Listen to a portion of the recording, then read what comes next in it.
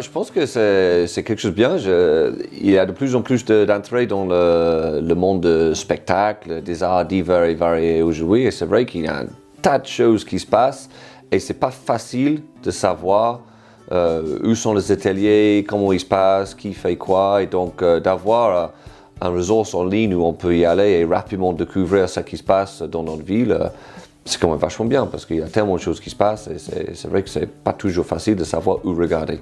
Moi, je suis sur Viviato depuis le début, je pense. Il faut demander à les deux créateurs, mais je crois que j'étais là depuis le début. Je me suis mis dedans assez rapidement pour voir comment ça allait se passer et comme je trouvais ça intéressant, comme je dis, pour promouvoir les ateliers, pour être plus visible quand on propose les ateliers. La visibilité, c'est toujours un souci, donc faire découvrir ce qu'on fait aux gens au-delà de juste les gens qu'on connaît ou le petit milieu dans lequel on travaille. Donc voilà, donc je me suis mis dessus assez rapidement. Ça, c'était un côté très intéressant aussi, c'est d'avoir un outil pratique pour moi, pour pouvoir créer mes ateliers, rapidement faire une fiche d'atelier avec des infos qu'il faut, avoir une gestion derrière sur les participants qui sont bien listés par atelier, avec la possibilité de faire les emails groupés et facilement communiquer avec les gens qui vont participer.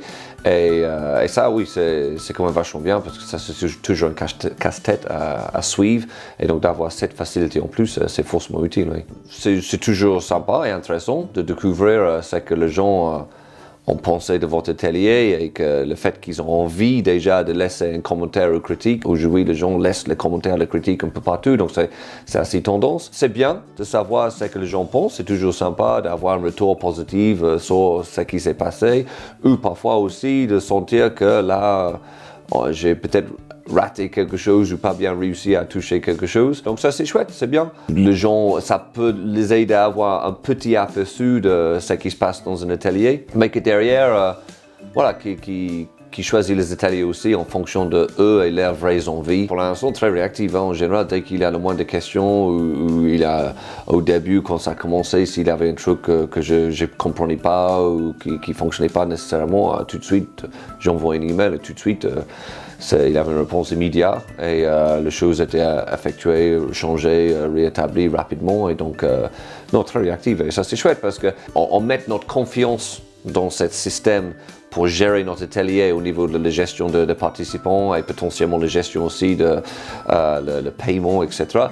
Il faut qu'on sait que derrière, il y a un système dans lequel on peut faire confiance et que le moins de soucis, on peut tout de suite avoir quelqu'un pour nous aider. Et ça, c'est précieux aujourd'hui parce que ça, c'est des choses qui manquent souvent dans le service en ligne.